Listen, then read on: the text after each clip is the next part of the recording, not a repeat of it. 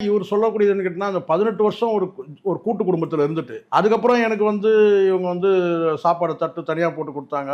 அதில உப்பு போடாத சோறு போட்டாங்க. கார் குடுக்காம என்ன வந்து ஆட்டோல அனுப்பிச்சாங்க. ஸோ இதெல்லாம் சொல்றது வந்து அவ்வளோ வந்து இப்போ ஒரு பெண்ணோட தொடர்பு ஏற்பட்ட பிறகு, ஒரு அழகான அவர் ஸ்டேட்மெண்ட்டே சொல்லுவோம். அழகான துணை ஏற்பட்ட பிறகு, ம். நீங்க வந்து மனைவி வந்து குறை சொல்றது நியாயமா இல்லல்ல? இவர் சொல்லக்கூடியதெல்லாம் கேட்டா, எங்க அப்பா, அம்மா வீட்டுக்கு காசு குடுக்காம என்ன வந்து தடுத்துட்டாங்க. அப்படின்னு ஒரு ஒரு பைசா ம். கூட எங்க அப்பா, அம்மா குடுக்கலன்ற. அதெல்லாம் வந்து ஒரு நல்ல புள்ளைக்கு அடையாளம் தான். உண்மையிலே அதெல்லாம் வருத்தப்படுது. ஆனா காலம் கடந்து 18 வருஷம் கழிச்சு நீங்க சொல்றீங்க இப்போ. இத்தன வருஷமா நீங்க வந்து போராடி இருக்கணும்ல.